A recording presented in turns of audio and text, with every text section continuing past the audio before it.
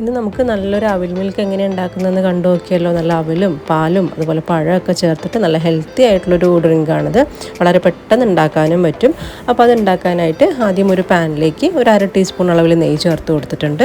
ഇനി ഈ നെയ്യൊന്ന് ചൂടായി വരുമ്പം നമുക്കിനി ഇതിലേക്ക് ഒരു 2 ടേബിൾ സ്പൂൺ അളവിൽ കപ്പലണ്ടി ഇട്ടിട്ട് നന്നായിട്ടൊന്ന് റോസ്റ്റ് ചെയ്തെടുക്കണം.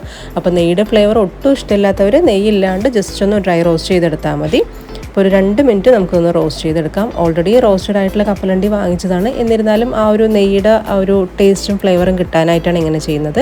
ഇനി അതേ ഒരു നെയ്യിലേക്ക് തന്നെ ഒരു 1/4 കപ്പ് അളവിൽ അവിലാണ് ചേർത്ത് കൊടുത്തിരിക്കുന്നത്. അപ്പോൾ ഞാനിപ്പോൾ ഇവിടെ എടുത്തിരിക്കുന്നത് ബ്രൗൺ അവിലാണ്. അതാകുമ്പോൾ കുറച്ചുകൂടെ കട്ടി ഉണ്ടാവും.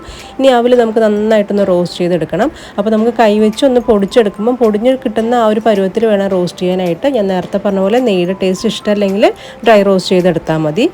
അപ്പോൾ അവലും നമ്മുടെ നന്നായിട്ട് റോസ്റ്റായി വന്നിട്ടുണ്ട്.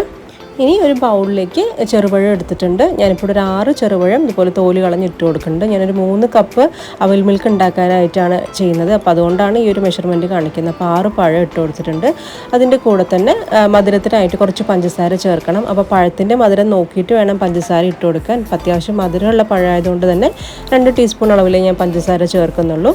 ഇനി നമുക്ക് ഈ ഒരു പഴം നന്നായിട്ടൊന്ന് ഉടച്ചെടുക്കണം. അപ്പോൾ ഇതുപോലെ ഒരു മാഷറോ അല്ലെങ്കിൽ ഒരു ഫോർക്കോ വെച്ചിട്ട് നമുക്ക് നല്ല രീതിക്ക് തന്നെ ഈ ഒരു പഴം ഉടച്ചെടുക്കാം. ഒരു പഴവും പഞ്ചസാരയും എല്ലാം കൂടെ നന്നായിട്ടൊന്ന് മിക്സായി വരണം. അപ്പോൾ ഇതുപോലെ നന്നായിട്ടൊന്ന് ഉടച്ച് അധികം കട്ടകളൊന്നും ഇല്ല, എന്നാലും ചെറിയ പീസ് കടിക്കാൻ കിട്ടുകയും വേണം. ആ ഒരു പരുവത്തിൽ നമുക്ക് ഉടച്ചെടുക്കാം. മിക്സിയിലൊന്നും ഇട്ട് അടിക്കാൻ നിൽക്കരുത്, അങ്ങനെയാകുമ്പോൾ പേസ്റ്റായി പോകും.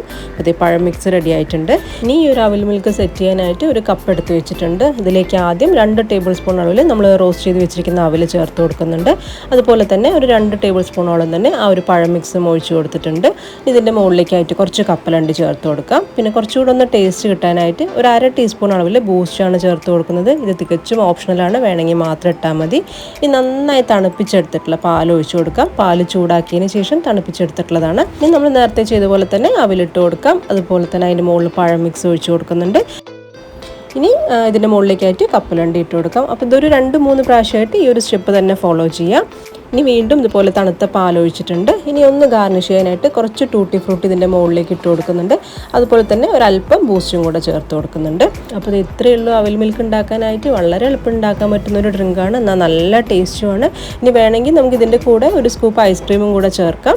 അപ്പോൾ എന്തായാലും ഈ ഒരു റെസിപ്പി തീർച്ചയായും ട്രൈ ചെയ്ത് നോക്കുക. എല്ലാവർക്കും ഇഷ്ടമാവുന്ന ഒരു ടേസ്റ്റാണിത്.